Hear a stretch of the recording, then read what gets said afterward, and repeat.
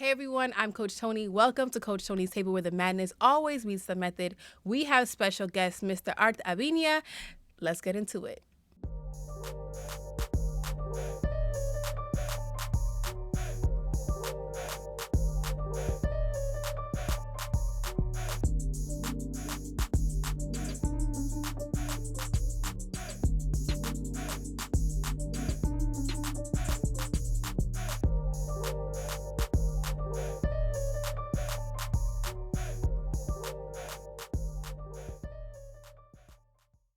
Hey everyone, welcome back to the Writing on the Board podcast. We're going to get right into it, but first things first, if you would like to make any submissions to the Writing on the Board podcast for me to discuss in a future episode, please make sure you visit www.thewritingontheboard.com/submit. Also, our merch is still available, so please go to www.thewritingontheboard.com. Again, this time /merch. If you go to just thewritingontheboard.com, everything you need is there. The buttons you need, the links are there. Thank you in advance for your support. We're going to get right into it. So we have special guest, Mr. Art Aviña. I have been trying to say his name properly for the last 2 days. I hope I did it justice. You said it perfectly. Thank you. And I'm going to actually let him just get into it. How can everyone find you? What do they need to know about you? Who are you? All of it. All right. So, hello, everyone. My name is Art Aviña. On Instagram and TikTok, I'm known as Schooled by Arturo. And I'm a theater teacher in Los Angeles. I've been teaching for 19 years. And during this pandemic, my anxiety and fear drove me to make memes and TikTok. So over the past year, I've kind of dabbled in that world and it's been kind of fun. So I'm still going with it.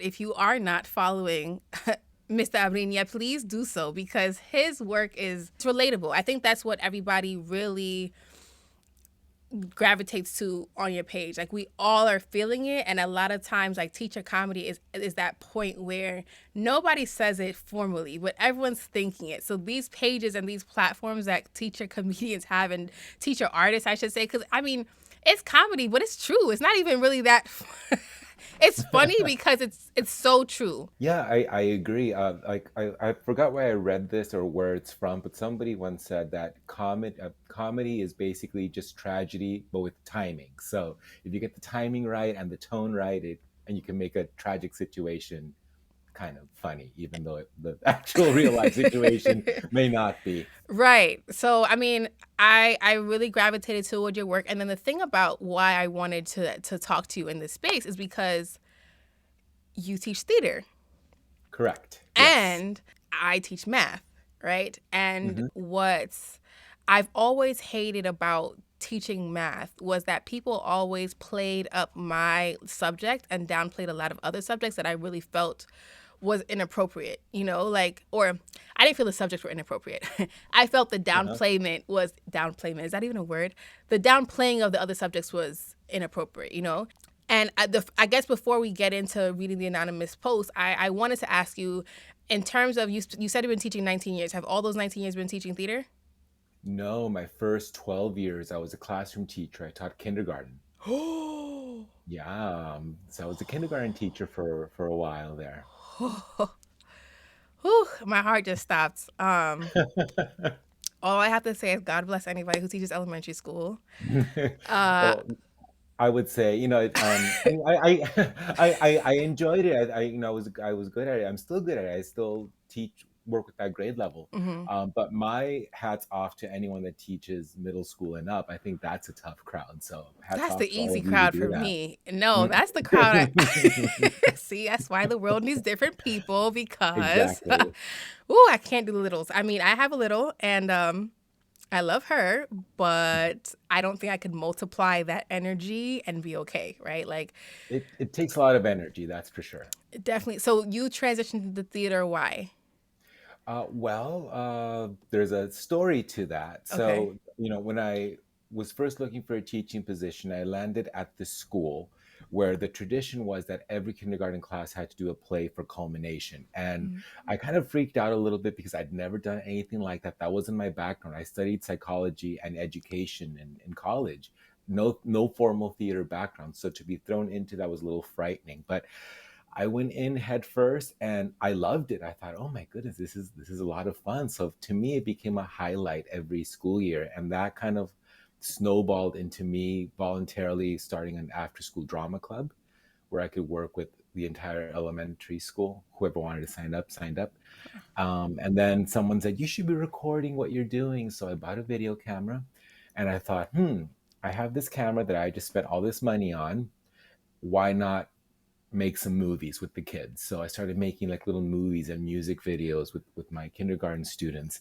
And I loved it. And it got to the point where I used to have a YouTube channel where I showcased it. And it got a little media attention for a while there. The LA Times, the Huffington Post, and BuzzFeed wrote about what I did, which was wonderful to have happen. And it got to the point where it's all I wanted to do. I didn't even want to be a classroom teacher anymore. I just wanted to do theater and film. So with my district, we have an arts program where they hire arts teachers and they distribute us all over the school district. And I applied for the theater position, and now I teach at 5 different schools, and all I do is theater all day long. That sounds amazing. Well, first of all, I'm amazed that they have that program because I'm sure you know there's a lot of districts that are slowly cutting arts from schools, which Unfortunately, I yeah. hate that because I'm also a dancer and I'm also a pianist. So for me, it's like Mm. cutting that out is just like I can't tell you how many times being able to have that piano, being able to have that outlet, and not to mention it does tie into so many different subjects. Like it's not even like you can't, teach using these subjects. And I think having a well-rounded school, a well-rounded individual is so important. So I'm so happy that you have that medium to be able to do what you love. That is Yes, yes. amazing. Yeah, I really love that my district has this program available. I wish it were duplicated across the It country. I needs think to it's a great be. way. It Yeah. needs to be. Well, what I've been doing on this podcast is bringing light to the fact that teachers all over the nation have a lot of the same issues and then a lot of different issues as well. Now that we're in a position where we're getting phone calls like, hey, we need you in the classroom, it's time to start to advocate for each other, whether or not we do go through those things that we're advocating for. So I've had other guests in the podcast that have brought to light things that I'd never considered. But now that I've thought about it, I'm just like, okay, I'm going to make sure that the next time I'm looking, if I'm ever in a place of bargaining power, I'm asking for all of these things so that I know that not only my needs, but the needs of my neighbors, my other teachers are met as well. And especially since I'm a STEM teacher, which is like always in high demand. I think those teachers have that responsibility to make sure that they're looking out for every teacher as well. So if you're ever interviewing your principal, right? Because I say you interview your principal, not the other way around. Hmm. If you're ever I interviewing your agree. principal, one question is how are we stimulating students through the arts? Like, is there something that is what's going on in the school that shows that we're well-rounded and not just trying to do math and English for the state exam, right? That's a question that all teachers can ask, no matter if you're a STEM or humanities or arts teacher or physical education teacher. Important. I would definitely recommend that to anyone that's interviewing. You're Mm-hmm. interviewing the school and the principal as much as they're interviewing you. You want to be at a school that's well rounded and is going to see the students as more as a test score, more than a test score. I mean, so Right. Yeah. you want to be at a good place. For sure. For sure. All right. So we're going to get into it. I sent Mr. Aviña an anonymous post from a teacher. Um, and I want to know, well, I'm going to read it. And then I'm going to we're going to talk about it, but I want to hear your first reaction from it, especially since you're a theater. Like I want to just hear what your thoughts were. So this person writes, I don't know who this person is, but I'm so tired of hearing, quote, I'm bored, this is boring, end quote. I'm a teacher, not an entertainer or a cruise director. I don't know what's happening on the Carnival Breeze, but your assignment is on the board. Somebody's a little frustrated. Um, I love the first, attitude in there. Yeah. first reactions. My first reaction was because I'll sometimes hear that or have heard it over the years. I think most of us has, and my first reaction is just frustration. Like I'm sorry you feel this way, and I wish I could change it, but I can't. That's Mhm, like my initial thing. mhm, And then my second reaction to that was, well, how did it go? two or three reactions to it. My follow-up reaction to that was like, well, how would I approach this if a student says it, or how have I approached it? And I Mm-hmm. always say, you know what? Um, I'm sorry you feel this way, but it is something that we have to do because it's something that we need to learn. And if when you grow up it's something you don't want to continue, fine. But while you're a student in my class, you should learn this and be exposed to it. And then as you grow older, you can decide what you really like and go in that direction. Hmm. And then Okay. my third reaction to that, Uh-huh. I also think of my role as a teacher, and I sometimes kind of blame myself, and I think, maybe I am making it boring. Maybe there is something else that I could do to engage the student. Uh, so that I always think, okay, so what can I do to, or how can I approach this assignment or task from a different angle? Is there a way that I can incorporate the arts? Is there a way that I can incorporate something that the student is interested in? Can I motivate them with a possible fun activity afterwards and say, hey, if we do this boring activity that we have to do, because this is going to be our life, when you grow up, we're going to do things you don't want to do, but they're important to do. Reward them with something or an activity that they do find engaging. So Do you kind of think so? went through that process. You've been teaching for a while. Do you Mm-hmm. think it's gotten easier or harder to keep students engaged?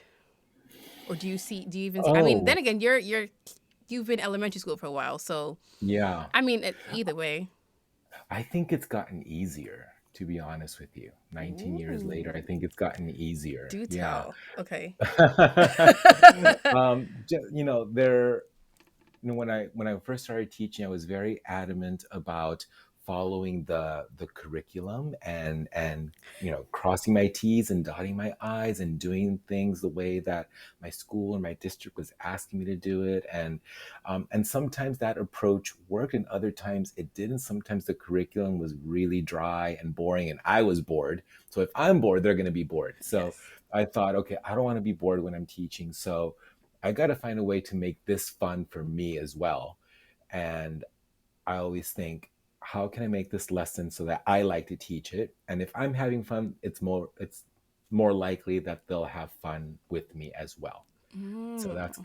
so I think I've gotten better at being self-centered and figuring out how to make it fun for me so it's fun for them. So that's Interesting. And I love that you took that approach about, like, where can I help in changing what this looks like on delivery. mhm. I guess maybe that might, I don't know if that's different for me because of my subject or the age range that I teach. But I mean, are your students ever, as a theater instructor, tested in a way that's like similar to interim assessments or state exams or anything like that? Right. There is no like standardized test that they take. We do have, like, at the end of my course, there is a performance task that the kids have. Mm. They have to do like a little mini performance either on their own or in a small group. And there's a rubric with like certain criteria that they have to meet. And that's as far as we go with assessment. But there isn't a state assessment the way other subjects have. Mm. So I think for me, I feel there's always such a crunch that I never really Hmm. have time to like explore and expand and give students that autonomy to do certain things that they want, because it's like, this is what's on the state exam. It's coming up, right? I don't even know if you're familiar, but usually the state exam happens in late April, early May. And Hmm. for some reason this year, it's like late March, early April, which doesn't Oh, they make brought much. it up. They brought it Okay. up. And we've always, as math and English teachers, been complaining like, why test on a year midway through the year? Like, why wouldn't the state Hmm. exam be in June or even Right. early July, so that we can definitely get through the entire year? Students who may take some time with processing can get through things that they need to get through, and they moved it up. So Yeah.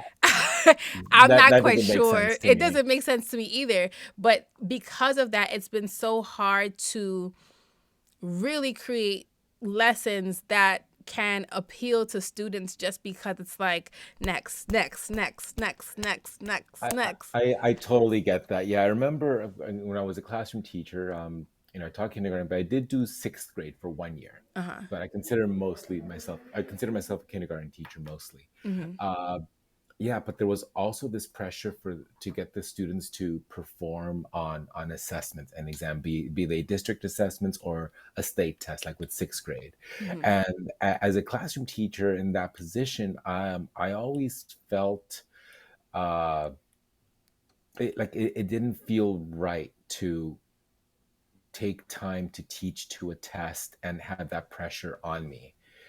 It kind of made the experience a little miserable for me and for the kids. I would imagine it's just not a fun position to be in. So I get that there's this pressure to perform on a test, and it's unfortunate. I would just say if there's time to incorporate a different activity, do Mm-hmm. so. But I also think as you get older, you kind of start to care less about it. No, trust me. There's a bunch of us who are already starting to care less about. I Hmm. think. Well, I guess I'll ask this in terms of the role that teachers play, because it sounds like this teacher is frustrated. Hmm. Um, and I will definitely say that my teacher preparation program, while it was effective in certain areas, I don't think it really prepared me to be in front of students, as weird as that Yeah. sounded.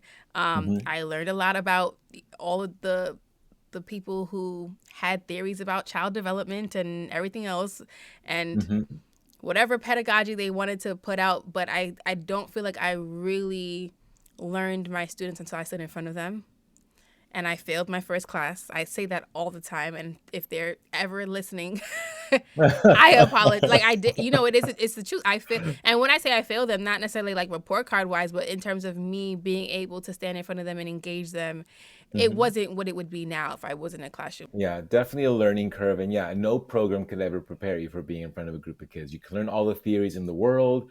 Theory and practice are two different things. And yeah, that first year is quite a quite an adventure for all of us. So, what do you think about the fact that now social media and screen time is on a rise? Do you think that affects anything in terms of what students expect when they sit in a classroom, or do you think it's on us to constantly evolve to make sure that the students are entertained regardless? Ooh, that's a great question. Hmm, it's like two different questions. True. Sorry. Yeah. See, which portion do I want to answer first? I mean, like social media or not, I think it is our responsibility to engage the students as best as we can Mhm. with or without screens. They are very much into social media for sure. TikTok and Instagram and I mean it's their world. It's kind of interesting that they learn so much that way, and I could see that having pros and cons because they Mhm. can easily fall down a misinformation thing or see things that are not appropriate Correct. and I think that's something that's more in the parent realm and parents as best as they can should try to monitor what their kids are watching because there's a lot of cool stuff out there but Mhm. there's also a lot of garbage that they that they should stay away from. Yes. Especially all of these challenges and threats and things that Oh my students are gosh. As if this year wasn't dramatic enough, I never know what to throw that in like there. it's crazy when there's only one available bathroom that has a log because of a devious lick, and it's like you could choose something Hmm. else and entertain you on social Hmm. media besides these things. Okay, Yeah. so you feel like it is our responsibility, and I completely get that. I feel like that's something that we have to evolve with. I've been someone who's a big advocate for embracing technology for what it could provide, especially since the hop between virtual and in person is so prevalent now. It's like one day you're here, or next day you're not, and Hmm. we don't know what's going on with Florona and uh, Omarion is doing his thing, Florona is doing his thing. Right. Like we don't really know. And I mentioned in my last podcast, regardless, we can be a technology based school in person, but we can't be a paper based school outside of it, right? Like in the virtual world. And so it's not to say that technology is everything, but I feel like right now districts and schools should really be partnering with ed tech to kind of see how we can create something that allows students to be successful and Hmm. gives them channels for positive viewing and positive interaction and positive. I think obviously there is something to be said about the dangers of the internet, the dangers of social media, bullying, misinformation. There's a whole bunch of things that we need to address and Hmm. parents need to address, just like you said. But I do think that part of getting around that is by us fully immersing and showing students how to use these avenues and channels properly and how to Hmm. engage with them. So I like that. I like that answer. And I think then, right, there's a subset of teachers out there who are frustrated or maybe not even willing to go that extra mile to spruce up maybe a cardboard dry curriculum. To those Hmm. teachers, what do you think they should do? Oh, I say go out on a limb and try something new. I think if you know, if you are comfortable in a routine, you stop growing. So I think it's as as intimidating as it might be, or as as difficult as it might be, I think it's always worth going out on a limb and trying something new. You could fail spectacularly, or you could learn something new that you can add to your bag of tricks. I Mm-hmm. mean, but I would just say just take that leap of faith and try something new. Be open to new ideas and see what happens. And if it doesn't work, I mean, go back to what works. You know what I thought was interesting? When I started my teacher prep program, they required 2 semesters of film and 2 semesters of acting class. And I don't know Really? if that is something that everyone requires or and I think I should look into that now that I say that out loud. I had so much fun, but just thinking about now what you're saying and what you do and how, you're like, well, eventually I just said goodbye to that cardboard dry curriculum and I started to do what I wanted to do and made it fun for Yeah. myself. And I think now maybe that's something that everyone should go through, understanding how to turn on the entertainment a little bit. Am I Yeah. oversimplifying it? No, no, not at all. And really, I mean, first and foremost, it should feel fun for you. If it doesn't feel fun and you're just dreading it, I mean, don't do it. But try. I would, I mean, try to find try to find something that makes you happy. Find the joy in it and see what's gonna make you happy and what's gonna work for you. Because I think that eventually translates to the kids as well. Do you think some teachers should probably maybe not still be teachers, or is that too dramatic? um, Let's see. That's an interesting question. It's interesting because with my position, I told you I travel to 5 different schools, and I Mm-hmm. get to see many different teachers. Like I, Mm-hmm. I get to see 100 different teachers each year, so I get to meet a lot of them, and I see different styles, and I learn a lot from observing them. Mm-hmm. And I would say that out of the hundreds of teachers I've seen over the past 7 years, I can probably think of two that I think should leave the profession. I think Okay. most teachers have landed in where they want to be. They come in with the intention, to help. They want to work with kids. They want to be a positive influence. I think every teacher comes into this profession thinking that Mm-hmm. and feeling that way. And these two teachers that I have in mind, I don't think they have that in them anymore. So I would, Mm. yeah. But the other hundreds of teachers I've seen, they're in the right place Okay. as yeah. That's an So okay ratio. Two to hundreds. Okay. yeah, Yeah, yeah. that's okay It's ratio. It's not terrible. I mean, No, no. I think most are fine, but I have come across those two where I think, I think ooh. I think I think you should consider something else. Yeah. Do you think that we may possibly be doing a slight disservice? I'm trying to find a way to word it properly. Doing a slight disservice to our students in terms of situations in the future where they will need that grit and perseverance to get through something that's entirely boring. Example, going to college for your dream major, but running to that one professor that maybe has a monotone, probably throws slides up on the board, and that's a Mm. 3 credit class that you need. Like, how do we prepare our students for that when we are working so hard to entertain them through school? Yeah, I know. I think most of us have had that experience, right? We go to college and we have the monotone professor. But see, the thing is, but that by that point we're already adults and we know that's the way it goes.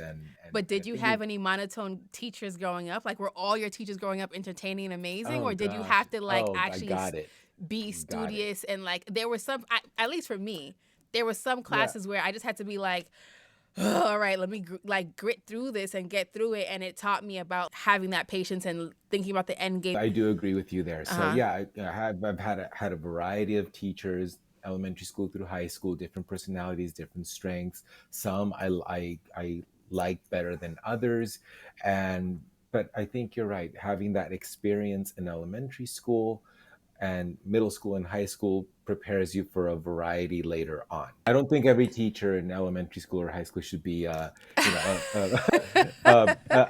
entertainer. I mean, everyone's going to have their own personality and Hmm. their own strengths, and every teacher is going to teach uh, according to their strengths, and it'll click with some students and it won't click with others, and that's Hmm. okay. That's okay. Yeah, I feel like this is, it's like a rock and a hard place for me, just because I know what the students are going to be up against going to universities and colleges, especially after these last few years. Hmm. And it's even crazier because a lot of colleges and universities do have online programs which are very much self-paced, and very much you have the responsibilities on you to maintain these readings and do these things. And it's going to be difficult for a lot of my students. It's going to be really difficult because, I mean, in my last classroom, I had a TikTok station in the back of the classroom. I had a Zen Hmm. zone where I had a comfortable chair where they can go where they wanted to tap out. I had, I changed all the problems in the dry curriculum and put their names in it. And I changed pumpkins and watermelons and chickens to PlayStations. And, so I know they're going to be struggling. But you know what I think is wonderful about that though is that you're teaching them something that they can do for themselves when they are in college and in a situation where they're not clicking with the professor, and maybe that is something that they can start doing for themselves to lift their spirits. And they may think, oh, I remember Coach Tony used to do this and that made me feel good, maybe I can do it on my own. So that's another way to think of it. That's valid. That's valid. You know what? And out of everything that I thought about, I didn't think in that direction in terms of showing them how to care for themselves and how to take those breaks and how to entertain themselves and I think you're doing it implicitly. Yeah. huh. That's a good one. That's a really good one. Okay. Well, here's the last thing I'm going to do. So, this is just a personal thing of mine, but it's my podcast. So I'm going to do it.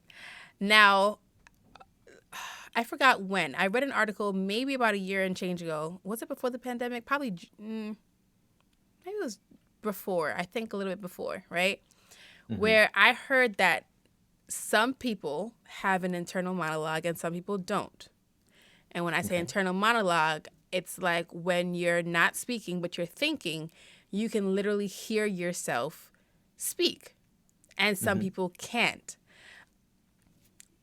The nation is such a testing oriented nation that I started to think about that in terms of like what implications that has for the type of person people become, whether or not they have this internal monologue or not. Concentration wise, if you're a good test taker or not a good test taker, is it something that, because for me, I can't hear myself speak when I think. I can't hear myself speak when I read. I can't hear myself speak unless I'm speaking. And that Hmm. leads me to read out loud when I'm reading. I have to read. If I really want to concentrate on it, I read out loud. And when my fifth grade teacher used to say, guys, I can't hear myself think, I was like, ha ha, silly. Why are you saying that? But turns out she probably literally needed to hear herself speak through whatever. So I told myself when it came back around on my social media, and me and my other friend, who I think she's either a dean or a principal or something at a school, she said that she can always hear herself and I can't. We got into this huge like comparison. I said, every guest from now on, I'm going to ask them whether or not they have their own internal monologue. So that's question number one. Do you have one? Absolutely. You It's do. I'm yeah, so it's jealous. always hearing myself. Yeah, I do. Yeah. Wait, It's so always like running in my head. if you're not speaking, like you actually like hear your own voice? Hmm. Yes, I can hear my own voice. I have all these conversations that happen in my head. Yeah. People always ask me, "Why are you so quiet?" I consider myself an introvert. I'm super quiet in real life, and there's always like, even though I'm quiet, there's always talking going on in my Okay, how head. I'm so jealous. I don't even know what that feels like cuz if I'm quiet, it's I have thoughts, but I Hmm. can't I have to like file them. I can't just hear myself having a conversation. How were you test taking growing up? Oh, I totally talk to myself in my head. Like I talk myself through the problems. Like, so if I was solving like a math equation or something, I would kind of like logically explain the steps in my head to myself as I did it. And you heard yourself in your head. Hmm. What? Okay.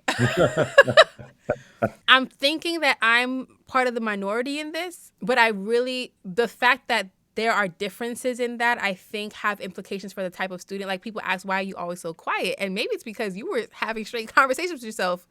Hmm. Um, and Hmm. me, I'm always like, yada, yada, yada, yada, right? Because maybe I just don't have, you know? You know, you may be able, you're a math person, so you may be able to do this calculation, but I wonder if there's a correlation between internal monologues and being an introvert. I can't imagine that there would. I mean, because my husband is also very introverted and he hears himself and I don't understand. I don't understand. And he's like, there's always something going up in there. And I'm like Uh-huh. what? But then like I very much so get frustrated when I do standardized tests for English because I can't read out loud during the test. You have to read to Yeah, yourself and I can't hear myself read because if I'm like studying, like I have a yeah. few courses I'm doing right now, I have to like read out loud if I really want to process because if I don't, if I start I could read a whole paragraph and I can't tell you what it said because I didn't hear it.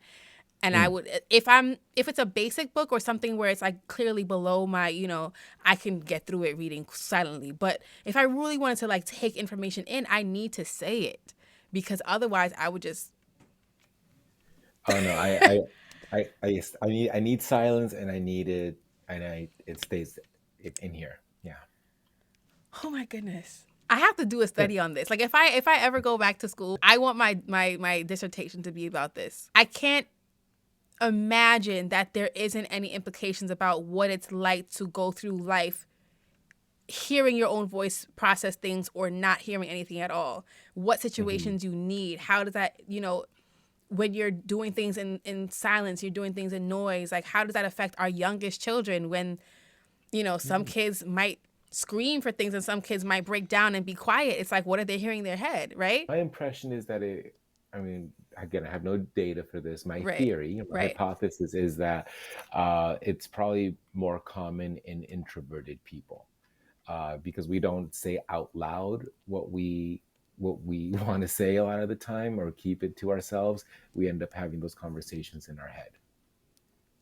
So do you think the internal monologue makes you introverted or the introvert develops an internal monologue? That introvert developed internal monologue. That's what at least, I mean, I could No, say I that mean, would I be get it. for I have me, no but data. yeah. You have no data, but like, oh, so your earliest memories, you didn't hear yourself talking to yourself? Oh, hmm. I can't recall. I mean, this is kind of a norm, kind of a Why am I norm asking for this? me. So I can't, yeah, I can't recall me realizing, oh, I have an internal monologue. I hear my voice in my head. I don't ever have that aha moment. It's just always the way I've been.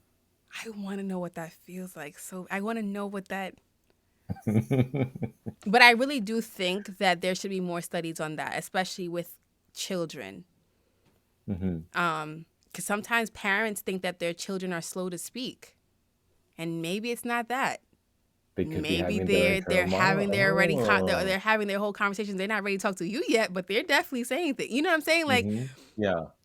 They understand before they can speak, for sure. Of course, right? They Yeah. they definitely understand from the womb. They understand. Like Hmm. they can process things and whatever the case may be. And like my daughter's proof of that in the work I've been doing with her.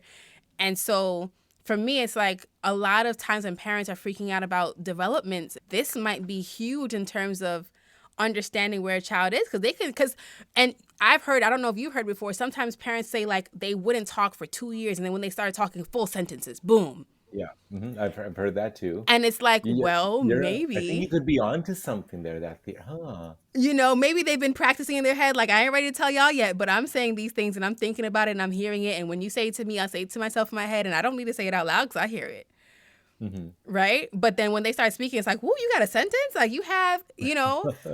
And so in terms of evaluating children and in terms of what it looks like for milestones and things like that, I feel like that's such a huge, huge, huge part to play. And then imagine all those children back in the 90s who took the Stanford Binet test and was told they weren't gifted yet, right? Hmm. And it's like, were they hearing, something or having this conversation in their head while they were, taking too long to answer this question? Or, the students who had to talk it out, were they seen as gifted? You know what I'm saying? Like, Right, right. And with development, it's not a one size fits it's all type of not. thing, and it's like a range of. I mean, It's not at all. And we're so big in this country about like labeling students. And I think we're too quick to do that. And I think that this internal monologue discussion is something that really might open some doors in terms of like how quick we are to say whether or not a child is understanding or developing on time when maybe they're just really being Einstein in their head and they're not telling us yet. right. So oh, okay. 2 for 1. I have to find somebody else who doesn't have that. But the search continues. Thank you for entertaining my craziness. I just felt like I had Of to ask. course. Now I'm gonna be thinking about it all night long with an internal monologue. I'm so jealous. I want to know what it sounds like to be able to concentrate in your head and like hear it all out. Well, thank you for joining me for episode 7. I really appreciated our conversation. Once again, to all of our listeners, if you are not following Schooled by Arturo on TikTok and Instagram, please, please, please do. I'm sure his work will inspire you, entertain you. I can tell that he's someone for the students, and we definitely appreciate your service if no one has told you. Thank you. Huge, Appreciate that. huge, huge, huge. Teachers need appreciation way more than just thank you for your service every once in a while. But as much Right. as I can do right now, thank you for what you do. Thank you for constantly evolving, and thank you for keeping our students first and making sure that what you do entertains them as much as it entertains you. So I do appreciate that. As always, all episodes, past and future episodes, will be dedicated to my little brother. Those of you who do or do not know, he recently lost his legs. The struggle that I've had with the system of treating Black men has been very, very, very, very hard for me. And my brother is still someone who has a positive outlook, and he still wants me to accomplish all my dreams and my goals, and this podcast is one of them. So I always, before I close out any show, dedicate this to him so that, he knows that this is my way of honoring his wishes. Once again, thank you for joining me. I'm so happy to have you. This is the end of episode 7. Catch you on the next episode. See you later. 717, 7 2s 14, 7 3s 21, 7 4s 28, 7 5s 35, 7 6s 42, 7 7s 49, 7 8s 56, 7 9s